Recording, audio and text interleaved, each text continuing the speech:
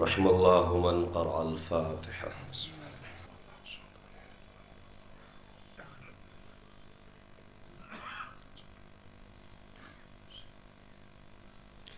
حسبنا الله نعم الوكيل نعم المولى ونعم النصير.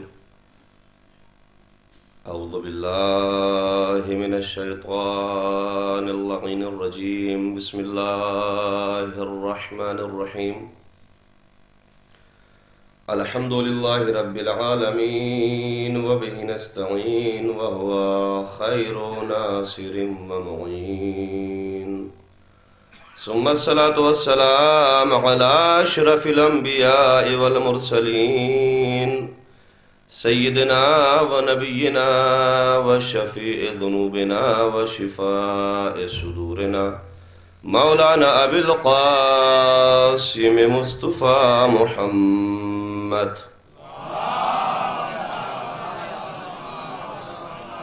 وعلى أهل بيته الطيبين الطاهرين المعصومين الذين أذهب الله عنهم الرجس وطهرهم تطهيرا.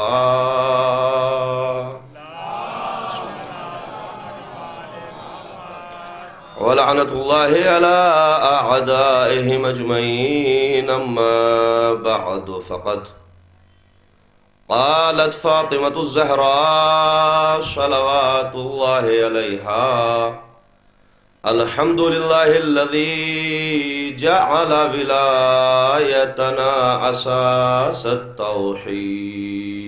صلوات پڑھیں محمد.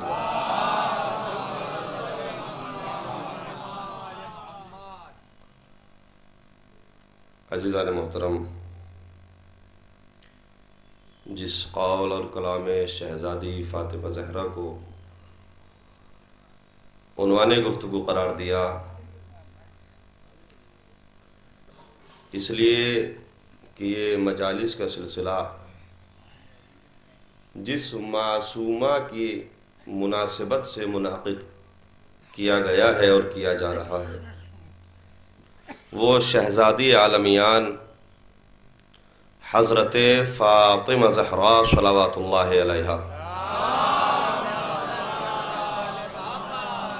اور خداوند عالم سے دعا ہے کہ خدا آباد رکھے ان افراد کو جو شہزادی کے ذکر میں یا اہل بیت کے ذکر میں کسی بھی طریقے کا تعاون کرتے ہیں. اس لیے کہ اہل بیت ان عظیم ہستیوں کا نام ہے کہ اگر کائنات میں یہ نہ ہوتی تو کائنات اپنے آپ میں ختم ہو جاتی. اسی لیے معصوم کا قول ہے کہ لو لم تکن الحجہ لساخت الارض باہلہا، کہ اگر کائنات سے روئے زمین سے ایک لمحے کے لیے بھی حجت خدا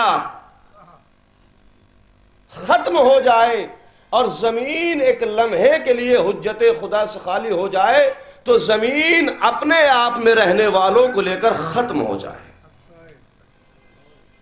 آج اس کائنات کا وجود بتا رہا ہے کہ کوئی حجت خدا ہے.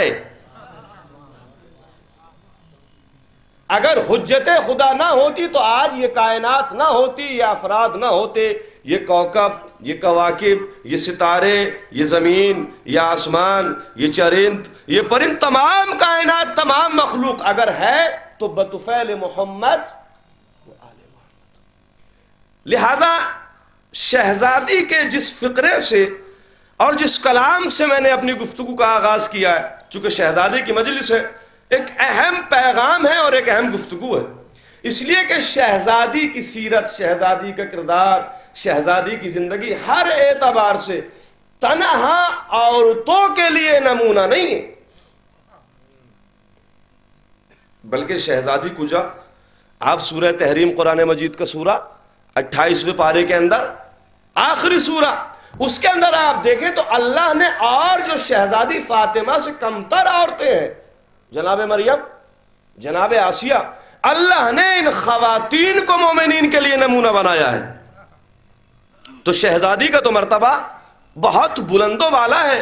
لہذا شہزادی کی پوری زندگی، پوری سیرت کردار، اخلاق، عبادات، طہارت، ریاضت، ساری کی ساری چیزیں وہ ہیں کہ جو ہر اعتبار سے ہمارے لیے ایک اسوہ حسنہ ہے۔ عزیزان محترم، میں ایک بہت چھوٹی سی بات سے اپنے گفتگو کا آغاز کرتا ہوں۔ شہزادی کی ایک سیرت اگر ہمارے گھروں کے اندر خواتین اس پر عمل کریں تو آج یہ مجلس جن گھروں تک یہ آواز سنائی نہیں دے رہی ہے، پوری مجلس وہ عورتیں اپنے گھروں میں سن سکتی ہیں۔ کیسے؟ شہزادی کی ایک سیرت اگر اس سیرت کے اوپر عمل کر لیں، کون سی؟ جب کبھی بھی پیغمبر خدا نے یا مولا کائنات نے مسجد کے اندر خطبہ دیا اور واعظ و نصیحت کیا تو شہزادی آنے کے بعد جب یہ گھر آتے تھے پیغمبر یا مولا علی، شہزادی بتاتے تھے بابا آج آپ نے یہ بیان کیا ہے، ابو الحسن آپ نے آج نے یہ بیان کیا۔ کہا شہزادی آپ تو تھی نہیں؟ کہا نہیں، میں نے اپنے بچوں سے معلوم کیا ہے۔ جس دن ہماری ماں بہنیں اپنے بچوں سے یہ پوچھنے لگے بیٹا کہاں گئے تھے، کیوں گئے تھے، کیا سن کر آئے ہو، جب باہر سے آنے والی چیزیں ماؤں کے ذہنوں میں ہوگی تو گھر کا ماحول خراب نہیں ہوگا۔ صلوات پڑھ دے محمد و آل محمد۔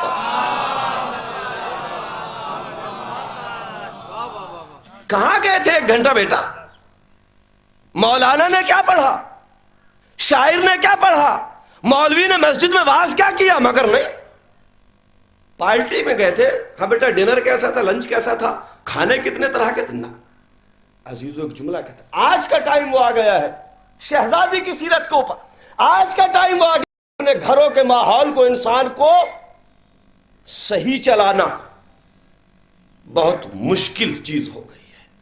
ماں شکایت کر رہی ہے مولانا بیٹیاں کنٹرول میں نہیں ہے، باپ شکایت کر رہے ہیں مولانا بیٹے کنٹرول میں نہیں ہے۔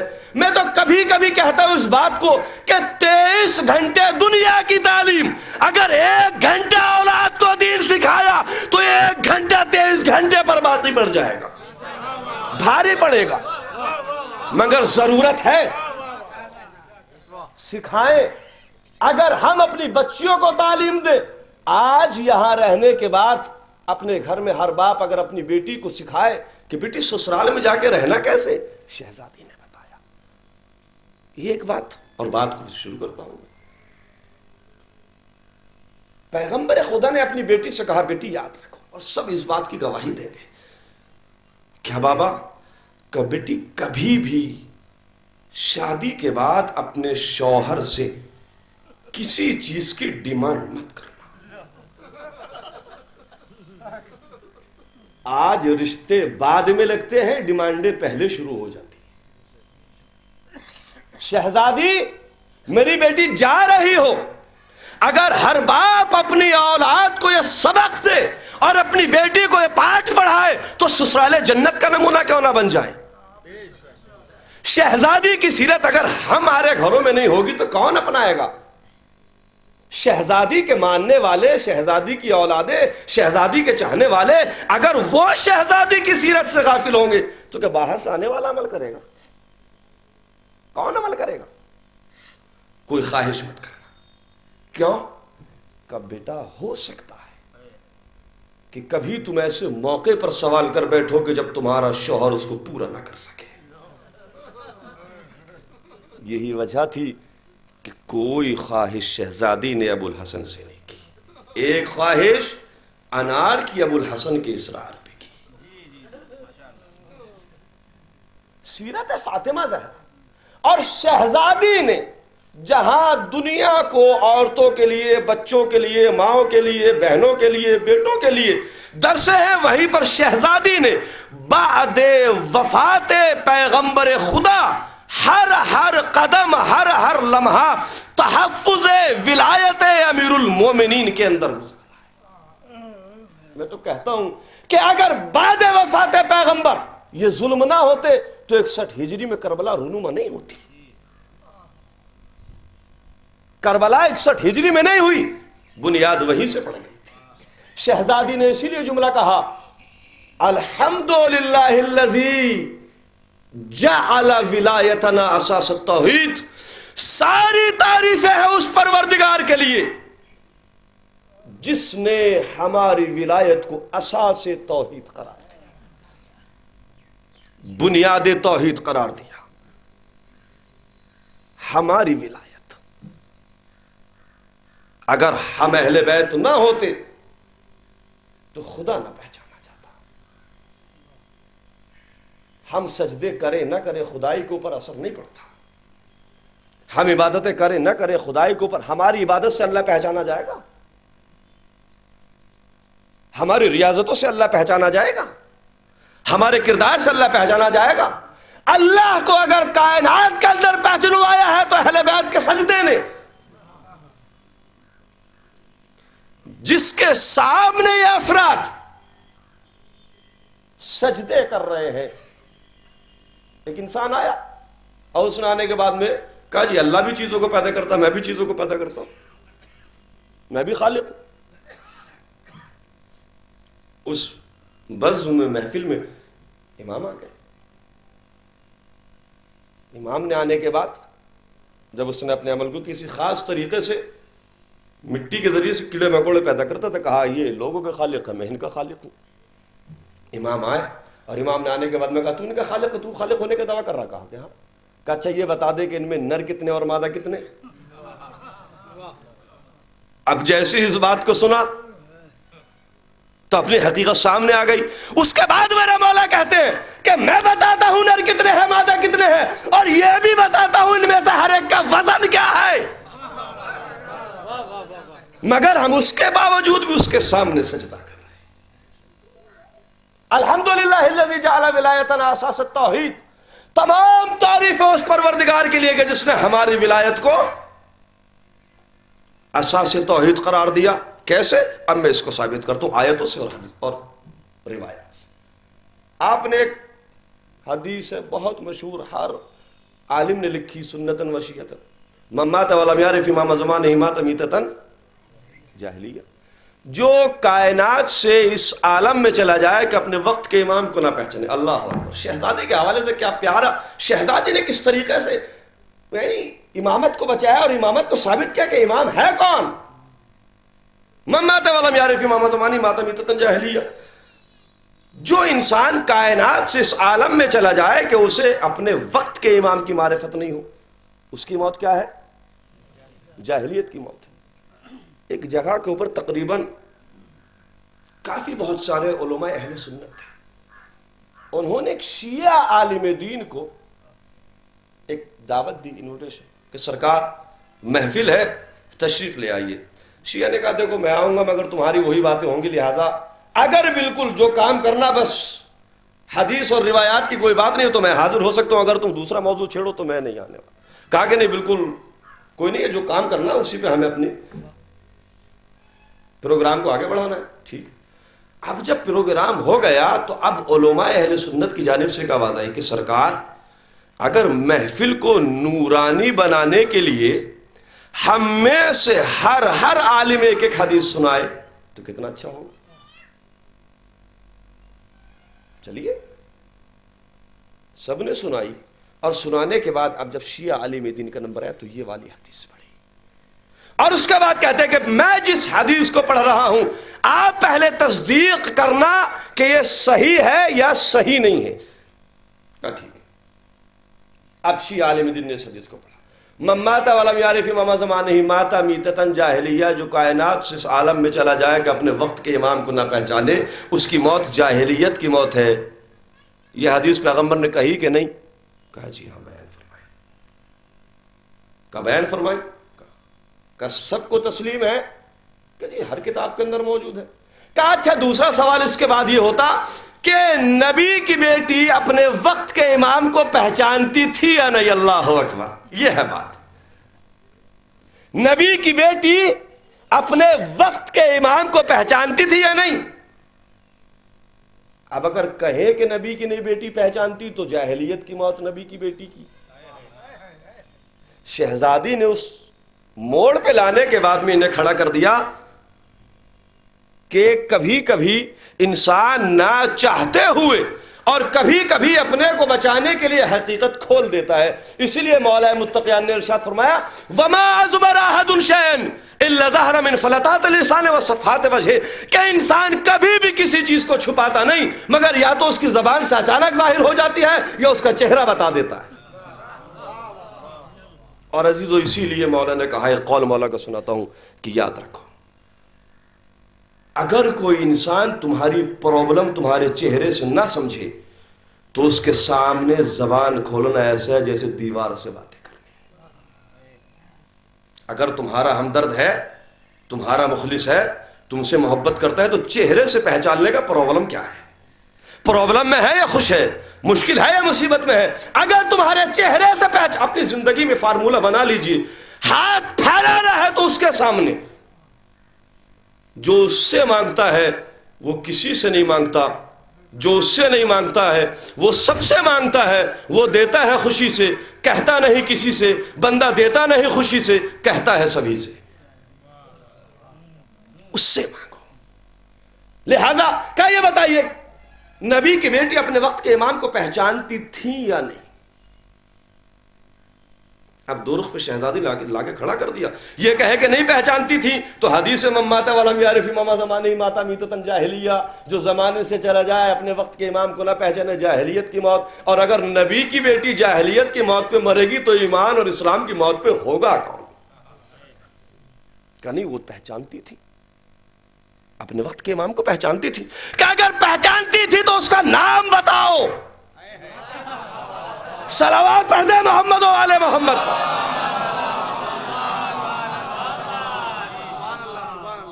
پہچانتی تھی تو اس کا نام بتاؤ.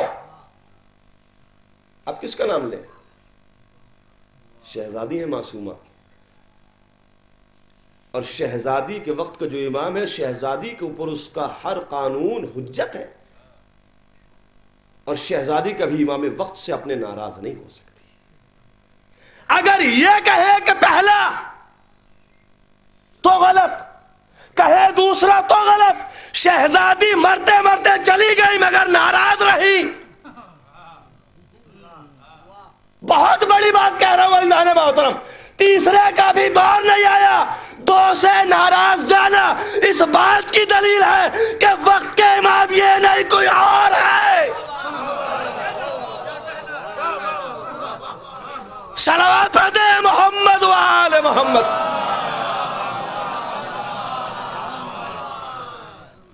کوئی اور ہے, کون ہے؟ علی. علی. اس کے علاوہ کسے لے کر آئے؟ یہ تھی روایت. آیت پڑھتا ہوں. اللہ نے جس وقت جناب آدم علیہ السلام کے پتلے کو تیار کیا اور کہا فَإِذَا سَوَّيْتُ وَنَفَخْتُ فِيهِ مِن رُوحِي فَقَعُوا لَهُ سَاجِدِينَ, جب میں اس کو مکمل بنا دوں, اس میں اپنی روح ڈال دوں, سارے کے سارے سجدے میں چلے جانا. سارے ملائکہ نے سجدہ کیا. ابا واستکبر وکان من الکافرین. ابلیس نے انکار کیا, ابا انکار کیا, واستکبر تکبر کیا, گھمنڈ کیا, وکان من الکافرین, اور وہ تو تھا ہی کافروں میں سے, تھا ہی کافروں میں سے. کہا سجدہ کرو, کہا میں تو نہیں کرتا. کیوں؟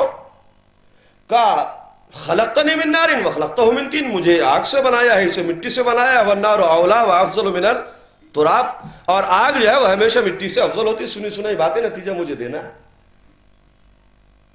اللہ نے کہا ابلیس صحیح ہے مگر میں نے بنایا ہے. ما منعک اللہ تسجد لما خلقت بیدی, تجھے اس چیز سے سجدہ کرنے کو کس نے روکا جسے میں نے اپنے دونوں ہاتھوں سے بنایا؟ پروردگار ہاتھ کیا دیتا؟ دونوں ہاتھوں سے کہنے کا مطلب کیا ہے؟ کہا میں معیار خلافت بتا رہا ہوں, معیار خلیفہ بنایا ہوں. خلیفہ وہی ہوگا جو دونوں ہاتھوں سے بنایا جائے.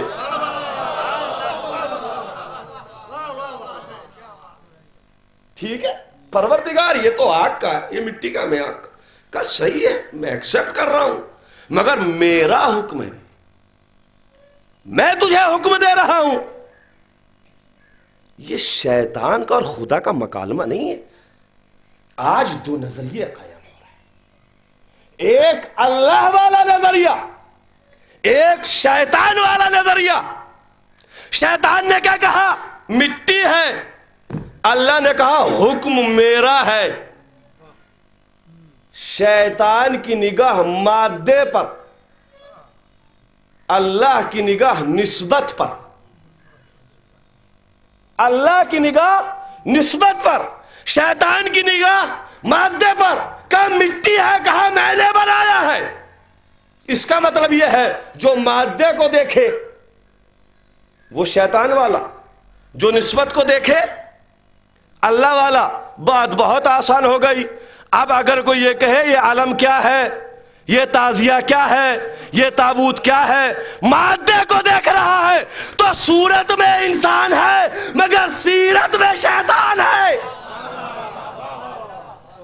اسی لیے ہم کہتے ہیں یہ عالم نہیں، عباس کا عالم، حسین کا تابوت، سید سجاد کا تابوت نسبت ہے.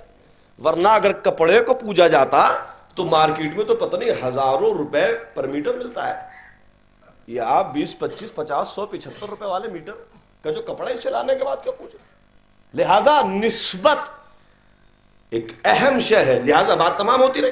اللہ نے کہا ابا واستکبر وکان من الکافرین، استکبار کے تکبر کے انکار کیا، کافروں میں سے تھا ہی وہ. تو ٹھیک ہے بات ہو گئی.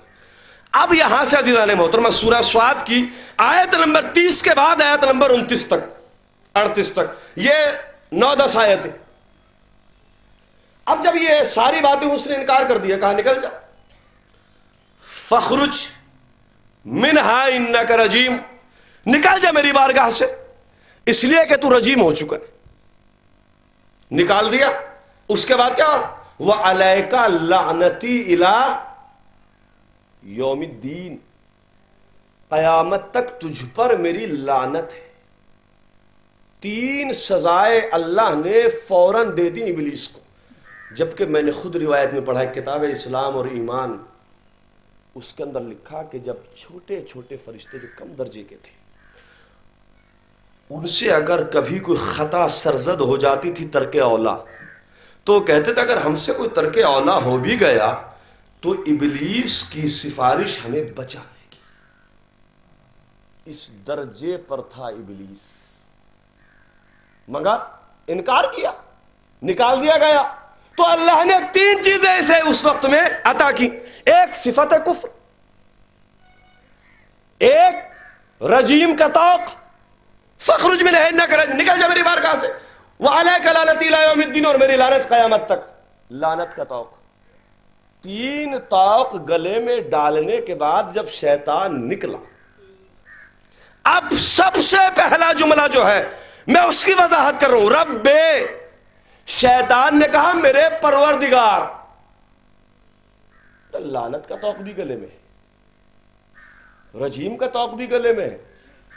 اللہ نے صفت کفر سے اسے یاد کیا. میرے مالک ایک بات بتا دے، یہ تجھے نکلتے وقت بھی رب کہہ رہا ہے، پالنے والا، پروردگار، اور تو اسے کافر کہہ رہا ہے. بھئی توجہ چاہتا ہوں، اس میں صفت کفر تو نظر نہیں آ رہی، صفت شرک تو اس میں نظر نہیں آ رہی، پھر تو اسے کافر کیوں کہہ رہا ہے؟ ابا واستکبرا. ایک صلوات پڑھ دیجئے محمد والے محمد. غور کر رہے ہیں آپ؟ ابا واستکبرا وکان من الکافرین، وہ تو تھا ہی کافروں میں سے.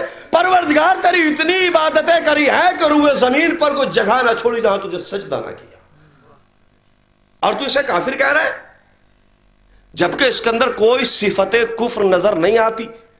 اس نے تیرا انکار نہیں کیا، کسی دوسرے کو تیرا شریک قرار نہیں دیا، مگر تو اسے کافر کیوں کہہ رہا ہے؟ پروردگار نے بتایا میں اسے کافر اس لیے کہہ رہا ہوں کہ مجھے تو مان رہا ہے، میرے بنائے ہوئے کو نہیں مان رہا. اس کا مطلب یہ ہے کہ کفر کی پہچان یہ ہے اللہ کو تو مانے گا، اللہ کے بنائے ہوئے کو نہیں مانے گا۔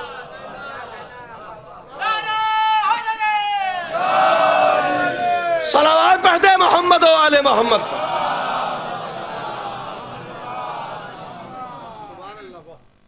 پروردگار تجھے رب کہہ رہا ہے۔ اب ملائیے شہزادی کے جملے سے، الحمدللہ الذی جعل ولایتنا اساس التوحید، تمام تعریفیں اس اللہ کے لیے ہے کہ جس نے ہماری ولایت کو اساس توحید کرا۔ اللہ کا انکار نہیں کر رہا، ان کو نہیں مان رہا، ولایت کو ایکسپٹ نہیں کر رہا ہے، ولایت کو قبول نہیں کر رہا ہے۔ اللہ نے منکر ولایت کو کافر ہے، رجیم ہے، لعنتی ہے۔ اس سے بڑی اور تبرہ کیا ہوگی؟ عزیزان محترم، چونکہ مجلس شہزادی کے حوالے سے ہے اور مجھے کہنے کے لیے موقع مل گیا، بہت آسان سے لفظوں میں ایک بات کو کہتا ہوں کہ آج کے ٹائم میں علماء کہتے ہیں، ہمارے مراجع نے کہا کہ شہزادی فاطمہ کا تذکرہ جتنا عام ہو سکے اتنا کرو، اس لیے کہ شہزادی کا تذکرہ ہی اپنے آپ میں تبرہ ہے۔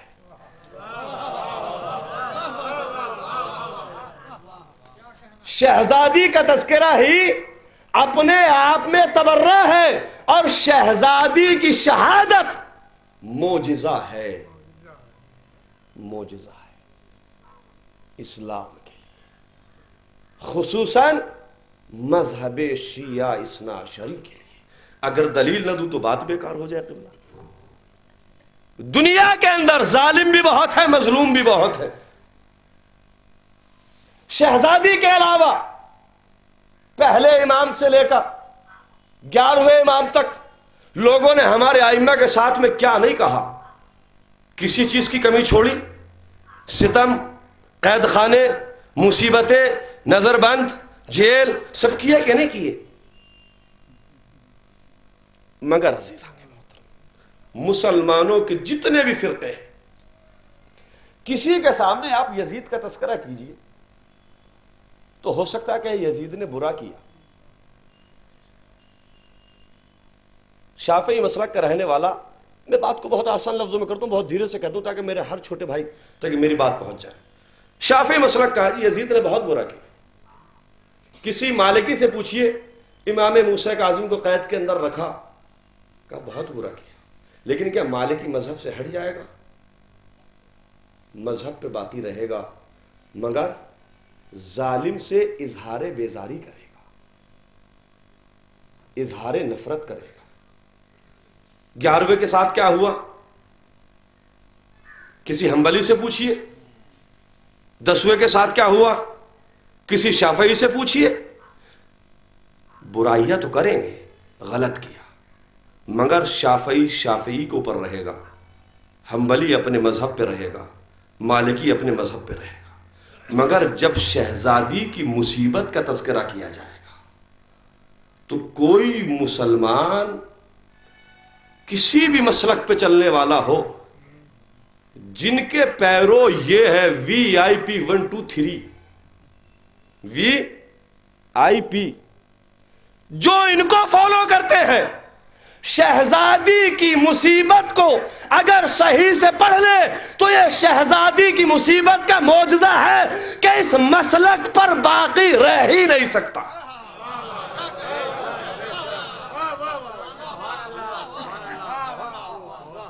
یہی وجہ ہے کہ زیادہ تر وہ افراد جو مذہب اہل سنت کو چھوڑ کر شیعہ کی طرف آئے، ان کی اصل وجہ شہزادی کی مصیبت ہے۔ یہ شہزادی کے ذکر کا معجزہ ہے، شہادت فاطمہ معجزہ ہے۔ اسی لیے کہا کہ تبلیغ شہزادی کی مصیبت بیان کرو، شہزادی کے فضائل بیان کرو، اس لیے کہ جب انسان اس کو سنے گا تو مذہب پہ باقی نہیں رہ سکتا۔ یہ ہے شہزادی کی عظمت۔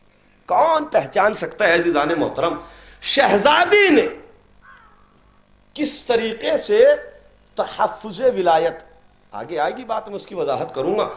شہزادی کے فضائل اتنے ہیں کہ یہ تو لفظ عام ہے کہ سارے صاحب قلم جو ہے وہ درخت قلم بن جائے اور سمندر سیاہی بن جائے اور زمین و آسمان جو ہے وہ کاغذ بن جائے اور جن و انس جو حساب لگانے والا بن جائے، مگر نہیں لکھ سکتے۔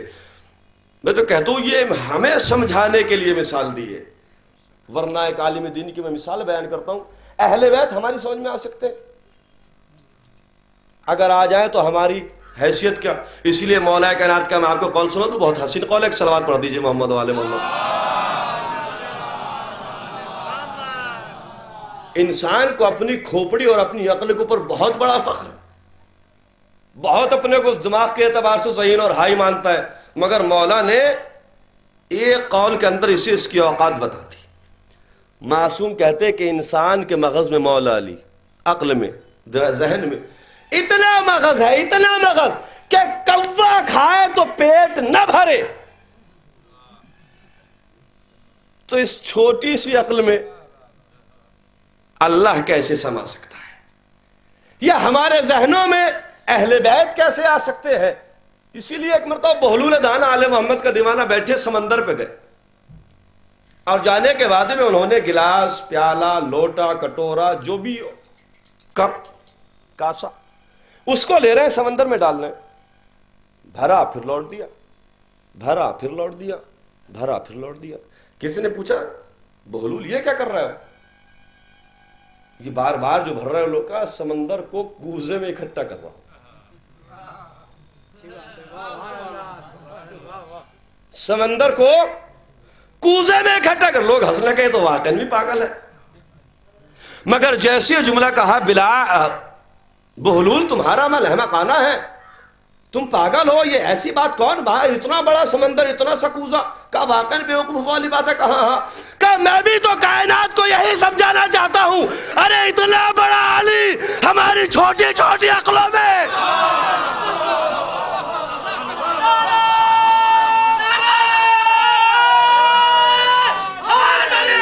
خدا سلامت رکھا آپ کو، جو عقل میں آ جائے وہ علی ہوتا ہی نہیں۔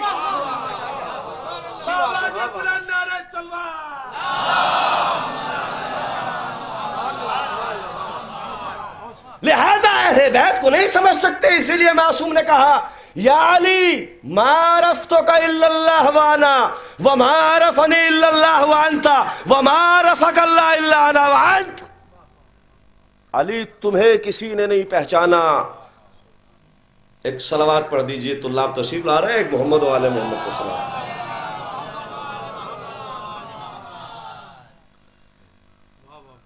لہذا انہیں کوئی نہیں پہچان سکتا۔ اچھا جب کوئی پہچان نہیں سکتا تو پھر یہ ہمیں حکم کیوں دیا جا رہا، انہیں پہچانو، ان کی معرفت حاصل کرو، انہیں سمجھو۔ یہ ہماری عقلوں میں آ نہیں سکتے اور کہا جائے مانو، ایک کھانا ہمارے پیٹ میں نہیں آ سکتا، کہا کھاؤ، یہ کون سی بات ہو گئی بھائی؟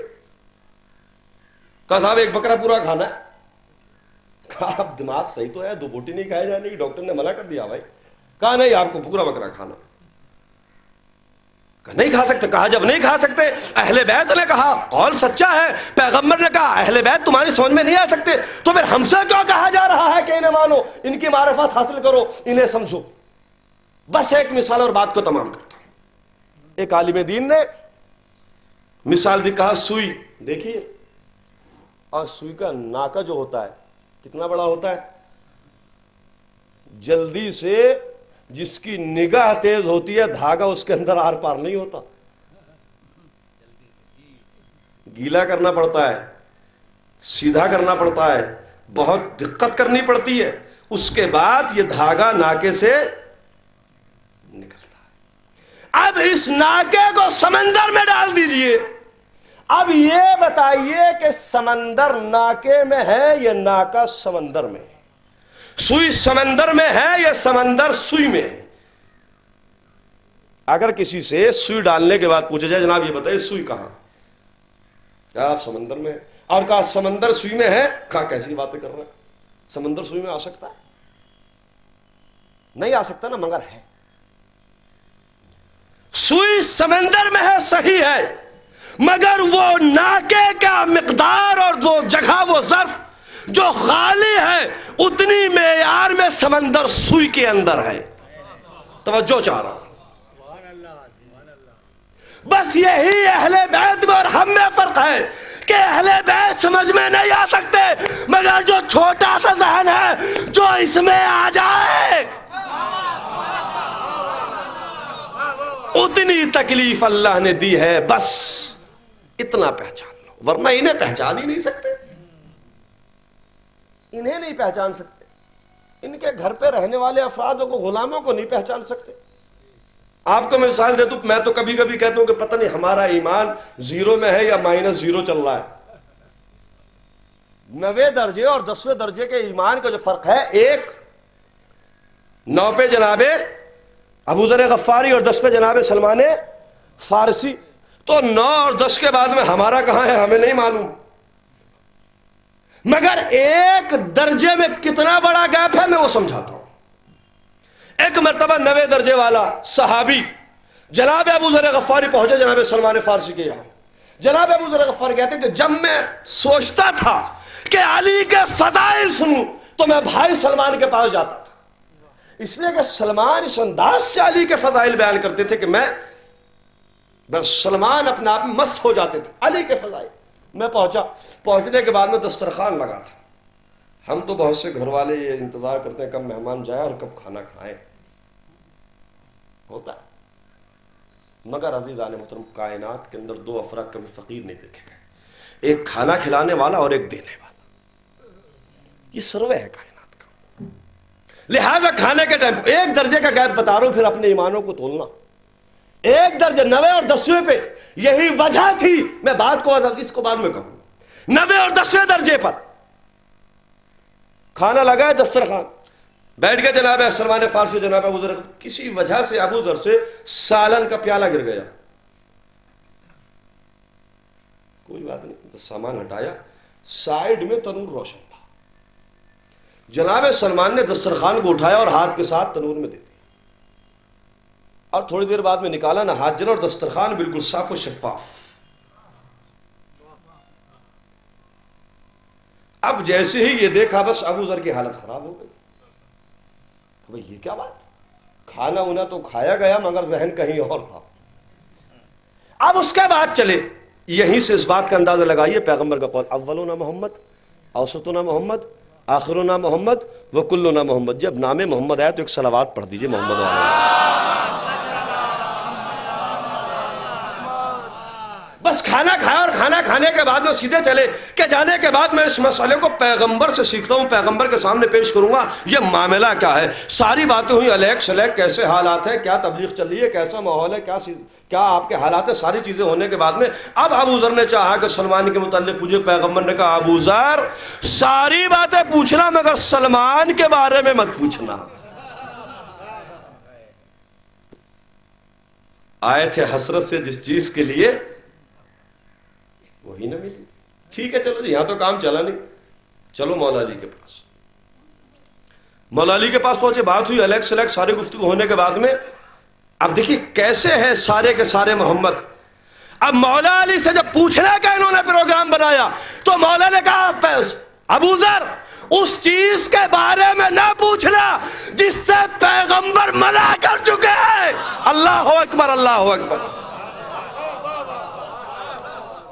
لفظیں بدل دی، کہا سلمان کے بارے میں مت پوچھنا، پیغمبر نے کہا، مولا نے کہا جس سے پیغمبر منع کر چکے ہیں۔ اب چھوٹے چھوٹے بچے 5-5 6-6 سال کے حسنین شریفین کریمین آئے ان کے پاس، بچوں کو پیار کیا، اٹھایا، گودی میں لیا، چوما، بیٹا کیسے مزاج ہے، چچا بہت اچھے۔ جب ساری باتیں ہو گئی تو اب چاہا بچوں سے پوچھے، اسی لیے ان کے گھرانے کا بچہ بچہ نہیں ہوتا، امام ہوتا ہے، امام ہوتا ہے۔ آنے کے بعد ساتھ سوچا پوچھوں، بس ایک مرتبہ جیسے ہی پوچھنا چاہتے تھے دونوں بھائیوں نے ایک ساتھ کہا چچا جس سے نانا اور بابا منع کر چکے۔ صلوات پڑھ دے محمد و آل محمد۔ عزیزوں میں یہی کہتا ہوں کہ جب 9ویں درجے کی سمجھ میں سلمان نہ آیا تو ہماری سمجھ میں آقا سلمان کیسے آ سکتا ہے؟ ان کے غلاموں کو نہیں سمجھے، نہ سمجھ سکتے ان کے غلام کس جگہ. عزیزان محترم، ان کے غلام کائنات کے اندر ساری چیزیں چھوڑ سکتے ہیں، ان کی غلامی کو نہیں چھوڑ سکتے. ایک موقع آیا کہ مولا علی نے اپنے غلام کو آزاد کرنا چاہا. ایک غلام کو آ رہا تھا قافلہ، روٹیاں لدی تھی، ایک آنے والے نے سوال کر لیا، قمبر روٹی چاہیے. مولا علی کے پاس میں، مولا نے کہا دے دو. کہا اونٹ پر ہے، کہا دے دو. کہا قطار میں ہے، کہا دے دو. اب قمبر نے کیا کیا؟ چھوڑ دیا اونٹ کو. آج علی دریائے سخاوت میں ہے کہ یہ نہ کہہ دے قمبر، ان کی غلامی، ان کی غلامی. قمبر کو چھوڑ دیا. ایک مرتبہ کہا آقا آج دریائے سخاوت میں ہے. میں کہوں گا قمبر آج آزاد ہو جاتے. غلامی سے ہر آدمی آزادی چاہتا ہے. کہ تمہاری سمجھ میں نہیں آئے گا، کائنات کا غلام اور ہے اہل بیت کا غلام. یہی وجہ ہے کہ ان کے غلاموں کو اگر لوگ سمجھ لیتے تو ان کی معرفت ہو جاتی. ایک بات کہنے کے بعد میں پھر آتا ہوں اپنی بات کی طرف. یہ ایک بات. دوسری، جناب بلال کون تھے؟ مؤذن رسول. ایک مرتبہ مکے گئے، مکہ فتح ہونے کے بعد، اور جب مکے پہنچے تو اب پیغمبر نے کہا بلال پہنچو چھت پہ اور کہو آذان. یہ گریز دے رہا ہوں اپنی مجلس کے لیے. اب جناب بلال پہنچے اور جانے کے بعد میں ایک سوال کیا، یا رسول اللہ آج تو کعبے کی چھت پہ ہوں. مدینے میں ہوتا تھا تو کعبے کا رخ کرتا تھا جیسے ہم کرتے ہندوستان سے کعبے کا رخ. کا مدینے میں تھا تو رخ کرتا تھا کعبے کا، مکے کا. آج کھڑا ہوں کعبے کی چھت پہ، آج کدھر کو رخ کروں؟ جدھر بھی دیکھوں کعبہ ہی کعبہ ہے. بس ایک مرتبہ پیغمبر نے کہا بلال کعبے کی چھت سے یہ دیکھو علی کدھر آئے. صلوات پڑھ دے محمد و آل محمد. یہ دیکھو علی کدھر ہے، ادھر ہی کو آزان کہہ دو. تو بات بہت آسان ہو گئی. جسے سارے مسلمانوں کا قبلہ کہا جائے اسے کعبہ کہتے ہیں، مگر جو کعبے کا قبلہ ہو اسے علی کہتے ہیں. بس شہزادی نے یہی سے اپنے بابا سے کہا بابا غلام کو کعبے کی چھت پہ کھڑا کرنا آپ کا کام ہے، کنیز کو قرآن کی آیتوں میں کھڑا کرنا میرا کام ہے. بابا مردوں کے لیے تم سنت چھوڑ کر جا رہے ہو کہ غلام کو کعبے کی چھت پہ کھڑا کرو گے، عورتوں کے لیے ہم سنت چھوڑ کر جا رہے ہیں کہ کنیزوں کو قرآن کی آیتوں میں کھڑا کر دیں گے. چند جملے میں اس کے بعد مجلس کو تمام کرتا ہوں. کون آیتوں میں کھڑا کر دیں گے؟ کیسے آیتوں میں کھڑا کیا؟ سورہ دہر کی شان نزول آپ کے سامنے ہے. حسنین بیمار ہوئے، روزے رکھے گئے، ساری باتیں چھوڑ کے نتیجہ مجھے دینا ہے. اب اللہ نے کیا دیا ادھر سے؟ کیا پیش کیا؟ سورہ آیا وَجَزَاؤُهُمْ بِمَا صَبَرُوا جَنَّةً وَحَرِيرًا. اہل بیت تمہارے صبر کی جزا یہ ہے کہ ہم تمہیں جنت دیتے ہیں. حریرہ ریشمی پوشاک. جبرائیل آئے آنے کے بعد میں کہا کہ اللہ تمہارا شکر ادا کرنا چاہتا ہوں. اہل بیت نے کہا انما نطعمکم لوجہ اللہ لا نرید منکم جزاء ولا شکورا. اللہ کے لیے کھلاتے ہیں، تم سے کیا شکر، تم سے کیسی جزا؟ اللہ نے جزا بھی دی. کیا دیا جزا میں؟ وَجَزَاؤُهُمْ بِمَا صَبَرُوا. جو انہوں نے 3 دن کے روزے رکھے، صبر کیا، اس کی جزا کیا ہے؟ جنتم وحریرہ، جنت اور ریشمی پوشاک. تو جنت کس کی جزا ہے؟ ان کی کہ جنہوں نے صبر کیا. کون تھا صبر کرنے والا؟ علی، فاطمہ، حسن حسین فضہ. آیے تطہیر کے اہل بیت اور ہیں، سورہ دہر کے اہل بیت. اب عزیزان محترم یہ بتائیے مجھے کہ فاطمہ کی کنیز جنت میں شریک ہے کہ نہیں؟ شاید کہ اپنی مجلس کا سب سے اہم جملہ اب کہنے کے لیے جا رہا ہوں. شریک ہے، اور وہ پراپرٹی کہ جو بہت ساروں کے ساتھ ملی ہوئی ہو، جس میں بہت سارے شریک ہو، اس میں کسی ایک شریک کو بغیر دوسروں کی اجازت سے کچھ دینے کا حق نہیں ہے. میں بہت بڑی بات کہنے کے لیے جا رہا ہوں. جنت ہے جزا میں. حسن حسین علی فاطمہ فضہ. ایک جملہ کہتا ہوں، اگر فاطمہ راضی ہو گئی تو جنت مل جائے گی. فاطمہ کجا، اگر فاطمہ کی کنیز ناراض ہو گئی تو جنت ملنے والی نہیں.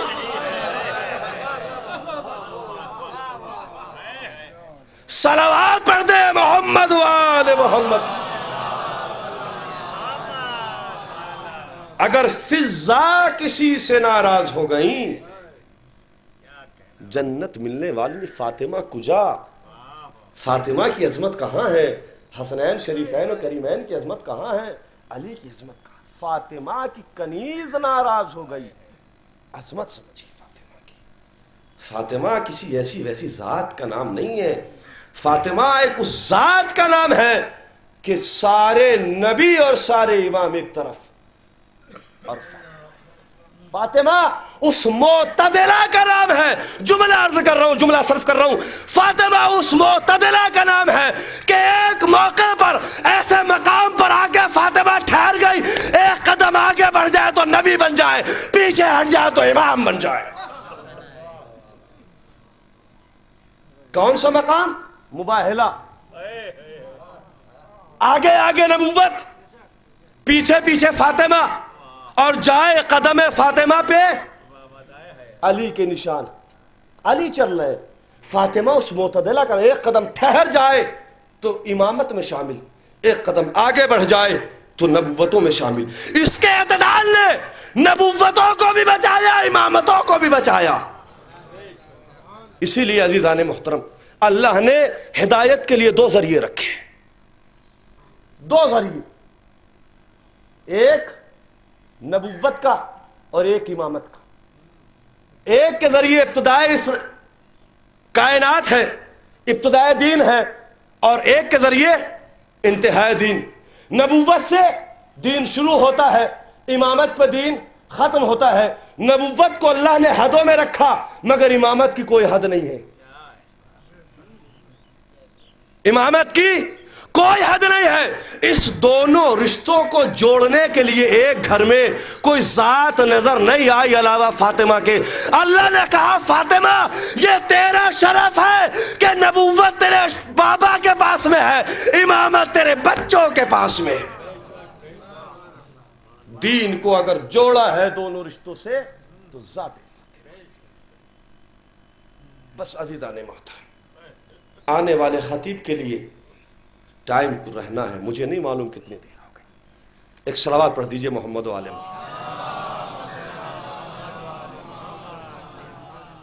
عزیزان محترم شہزادی فاطمہ ایسی نہیں ہے. ایک بات کہنے کے بعد اور بات کو تمام کر دوں. لوگ کہتے ہیں کہ اب شہزادی آئیں بابا کے بعد دربار میں، کس لیے آئی تھی؟ میراث لینے. میرے بھائی نے پڑھ دیا چلے گئے، اگرچہ پڑھ کے کوئی بات نہیں، پرابلم ہوگی. میراث لینے کے لیے آئی تھی، فدق کے مطالبے کے لیے گئی تھی نا شہزادی. وہاں فدق کیا تھا؟ میراث یا ہبہ؟ ہبہ تھا. پیغمبر نے اپنی زندگی میں عطا کیا تھا. پیغمبر کی رحلت کے بعد ملتا تو میراث میں آتا. پیغمبر نے اپنی حیات میں عطا کر دیا. وعدے ذل قربہ حقہ، پیغمبر ذل قربہ کو اس کا حق دے دو. فاطمہ کو بلایا، فدک دے دیا. شہزادی کس لیے گئی تھی؟ اپنے حق کے لیے نا. کون سا حق تھا؟ فدک. فدک کے مطالبے کے لیے گئی تھی، میراث کے مطالبے کے لیے نہیں. مگر وہاں پہ کیا کیا؟ نحن معاشر الانبیاء لا نرث ولا نورث، ہم گروہ انبیاء نہ وارث بنتے ہیں نہ وارث بناتے. شہزادی میراث مانگنے کب آئی ہیں؟ توجہ چاہ رہا ہوں. شہزادی ہبہ مانگنے کے لیے آئی ہے. شہزادی اپنے ہبہ کے ذریعے سے لوگوں کو بتانا چاہ رہی، مسلمانوں خلیفہ کسے مان رہے ہو؟ سوچ سمجھ کے مانو. جسے اتنی بھی تمیز نہیں ہبہ کیا ہے میراث کیا ہے. میراث مانگنے میں کب آئی ہوں؟ اپنا حق مانگنے کے لیے. ہبہ ہے. بہت سے افراد کے حساب شہزادی کو معلوم تھا کہ ہبہ کہ مجھے وہاں جانے کے بعد کچھ ملنا نہیں ہے تو گئی کیوں. بات بہت اچھی ہے. ایک انسان کو امید ہو کہ مجھے کہیں جانے کے بعد کچھ ہونے والا نہیں ہے، وہاں جائے گا کیوں. مگر اس سے پہلے میں خدمت پیغمبر میں جاتا ہوں. پیغمبر خدا وقت وفات، وقت آخر، جب آپ کو معلوم تھا کہ صحابہ کاغذ و قلم نہیں دیں گے، کیوں مانگا؟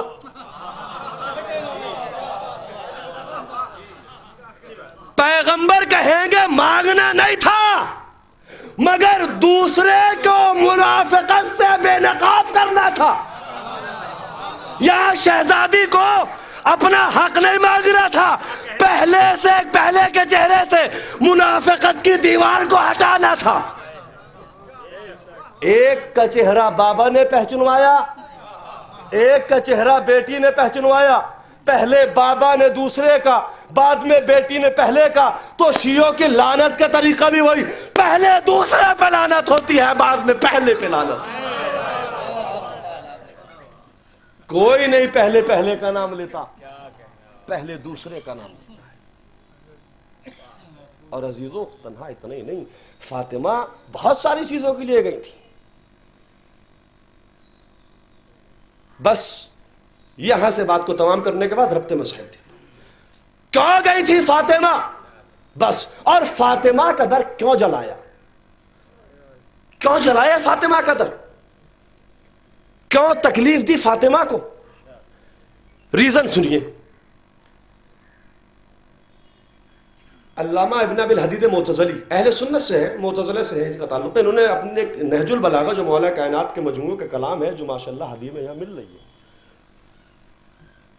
اس کے اندر انہوں نے واقعے کو لکھا کہ خطیب شام تھے. انہوں نے اپنے استاد سے پوچھا، ان کے استاد کا نام حبیب تھا، کہ سرکار بس اب یہاں سے الحمدللہ الذی جعل ولایتنا اساس التوحید، تمام تعریف اس اللہ کے لیے جس نے ہماری ولایت کو اساس توحید قرار دیا. کہ شہزادی کیوں گئی تھی؟ کہ شہزادی اپنے مطالبہ فدک میں حق پر نہیں تھی.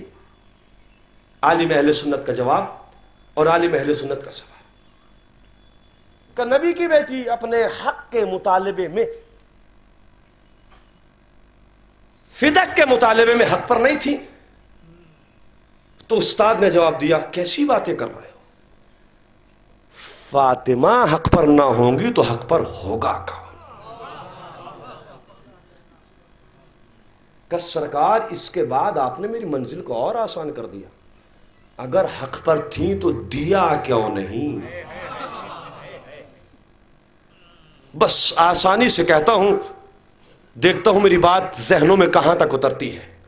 کہا میرے شاگرد ایک بات یاد رکھ، اگر آج فاطمہ کی صداقت پہ فدک دے دیا جاتا، کل کو فاطمہ اپنے شوہر کا ہاتھ پکڑ کے آ جاتے، خلافت اس کا حق ہے،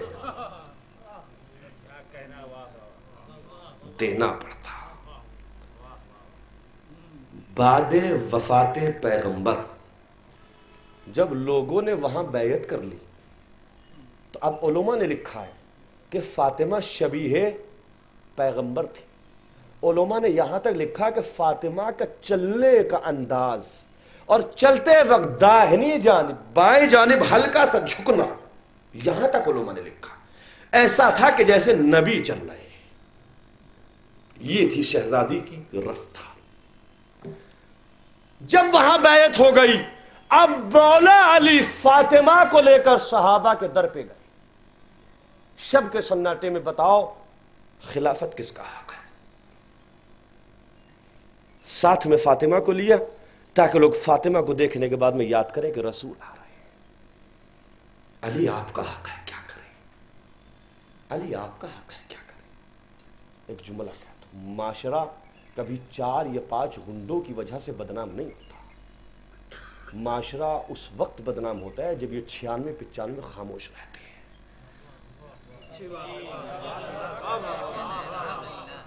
اگر بات آپ نے سبحان اللہ کہہ دی، میں 2 منٹ اور لوں گا۔ سماج جس کلچر میں آپ رہ رہے ہیں، ایک انسان سفر کر رہا تھا، بوٹ کے اندر کشتی میں بیٹھا ہوا، 12 سیٹ تھی، مثال ہے، ایک نے اپنی سیٹ کے نیچے کیل اور ہتھوڑی لی، ٹھوکنا شروع کر دیا۔ کہا یہ کیا کر رہا ہو؟ کہا سرکار آپ کو مطلب، دور بیٹھیے۔ کہا کیوں بھائی؟ کہا میری سیٹ ہے۔ کہا پاگل تو نہیں ہوگا، تیری سیٹ سے ہی مگر ڈوبیں گے تو سب۔ معاشرے کا یہی طریقہ ہے، اگر معاشرے میں ایک گھر غلط راستے پہ چل رہا ہے اور آج نہ روکا تو یہ آپ کو لے کے ڈوبے گا۔ میرا حق، میرے بچے، میری بیٹیاں کیسی ہی کرے، کیسی جائے، کہیں جائے نہ، خبردار، آج گھر میں ہے کل کو پڑوس میں، پڑوس سے محلے میں، محلے سے بستی میں بدنام ہو جائے گی۔ یہی واقعہ رحلت پیغمبر کے بعد ہوا۔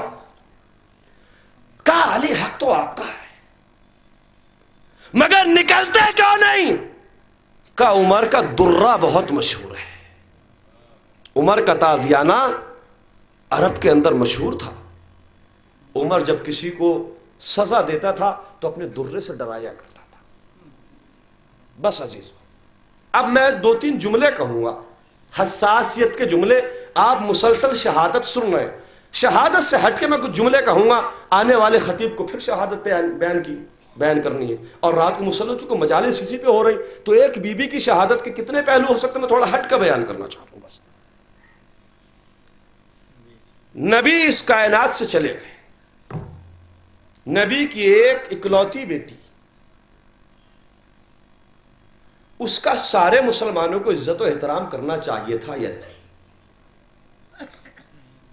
کرنا چاہیے تھا، مگر عزیزان محترم 3 موقعوں پر در فاطمہ پہ حملہ ہوا، 3 دفعہ۔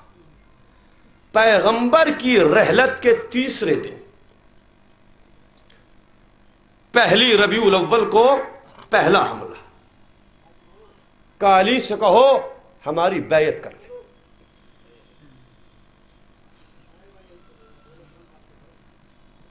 7 کو 5 دن بعد، 6 دن بعد دوسرا حملہ، جب گھر کے اندر طلحہ، زبیر اور مولا علی اور حسن و حسین بھی ہیں۔ اس کے بعد تیسرا حملہ 11 تاریخ کو، پہلا حملہ بابا کی شہادت کے 3 دن بعد۔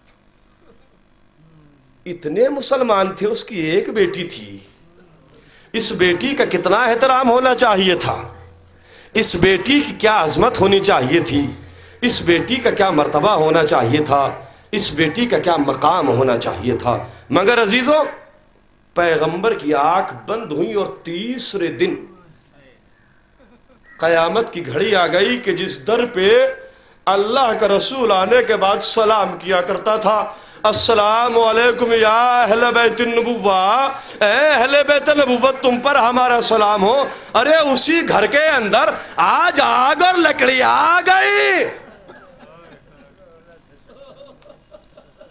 ہاں عزیزوں، فاطمہ کتنی مظلومہ ہے سنو گے؟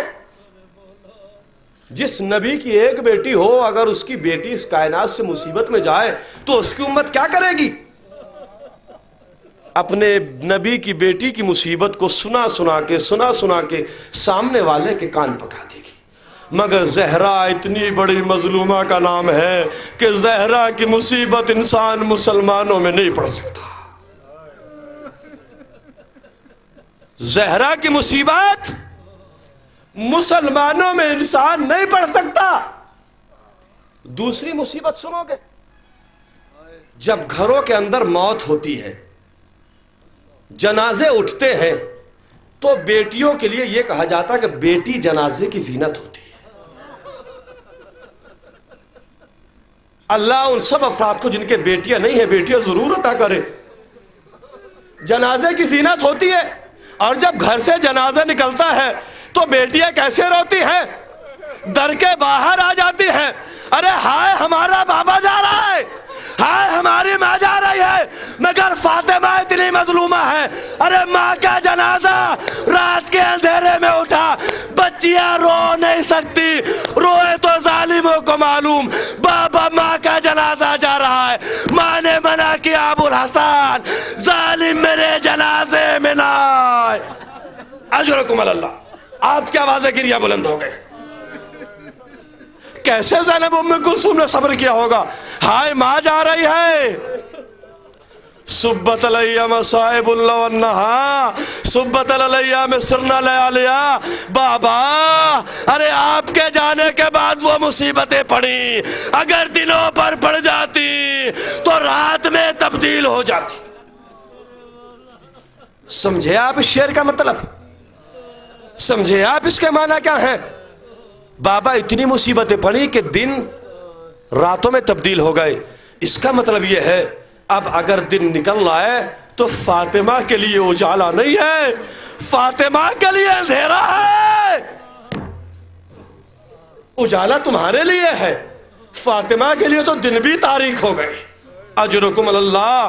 تیسری مصیبت، فاطمہ کی قبر کا آج تک پتہ نہیں، علی نے 40 قبریں بنائیں، اتنی مظلومہ فاطمہ، اللہ اکبر،